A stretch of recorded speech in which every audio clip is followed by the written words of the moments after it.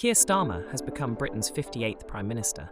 Starmer's election follows 14 years of Conservative rule and ushers in a new chapter for the nation.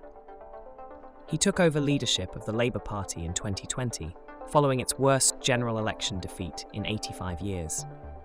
As a lawyer, he received a knighthood for his work in criminal justice in 2014.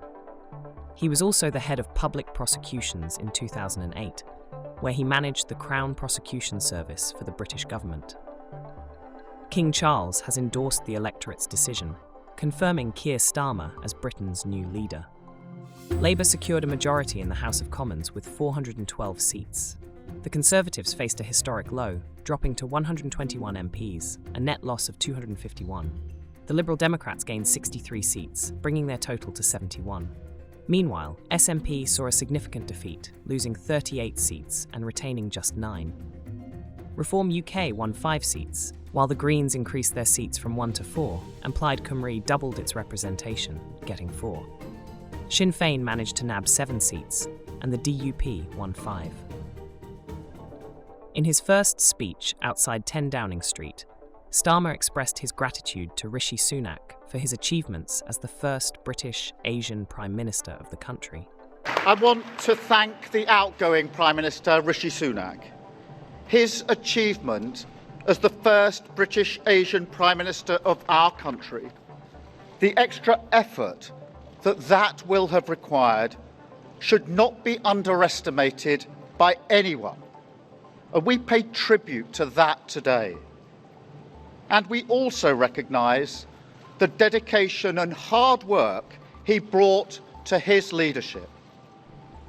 Now, this wound, this lack of trust, can only be healed by actions, not words. I know that. But we can make a start today with the simple acknowledgement that public service is a privilege and that your government should treat every single person in this country with respect. Changing a country is not like flicking a switch. The world is now a more volatile place. This will take a while. But have no doubt that the work of change begins immediately. Have no doubt that we will rebuild Britain with wealth created in every community, our NHS back on its feet facing the future, secure borders, safer streets, everyone treated with dignity and respect at work, the opportunity of clean British power cutting your energy bills for good. And brick by brick, we will rebuild the infrastructure of opportunity. Within hours of becoming Prime Minister, Keir Starmer announced his cabinet. Rachel Reeves has become the UK's first female finance minister. She hails from South London originally and began her career as an economist before winning the seat for Leeds West in 2010. Angela Rayner has been named as the Deputy Prime Minister and appointed Secretary of State for Levelling Up, Housing and Communities. Angela qualified as a care worker, and her career as an MP began in 2015. David Lammy is the new Foreign Secretary. He was Parliament's youngest MP upon his election in Tottenham in 2000. John Healey has been appointed as the new Defence Secretary. He first won election in 1997. Healey held positions in the governments of Sir Tony Blair and Gordon Brown. Wes Streeting is the new Health Secretary. He was elected to Parliament for the first time in 2015. Streeting had previously held the role of President of the National Union of Students.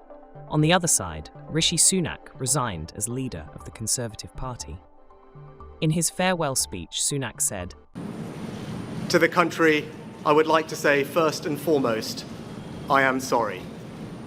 I have given this job my all, but you have sent a clear signal that the government of the United Kingdom must change, and yours is the only judgment that matters. I have heard your anger, your disappointment, and I take responsibility for this loss. It is important that after 14 years in government, the Conservative Party rebuilds, but also that it takes up its crucial role in opposition professionally and effectively." As the UK embarks on this new chapter under Prime Minister Keir Starmer, the nation stands at a crossroads of expectation and opportunity. According to a radio show host and a podcaster, Lesley Riddoch, without funding public services, redistributing wealth and addressing the EU relationship, achieving significant change is challenging. If you're not going to put more money into public services, if you're not going to put more money into the hands of most people, if you're not going to reverse a lot of damaging privatizations that have sat in our energy system, in our water system for so many 40 years, if you're not going to address the relationship with the EU, it's hard to see how you can actually make biggest harm, really, to the UK economy has been leaving the European Union. And that's been said pretty much by all the authority figures and institutes in British politics, that there's no way the growth that Labour Party talks about can be achieved if we're not in the European Union. And yet, Labour is not talking about rejoining the EU. So, will things change? It doesn't look like it.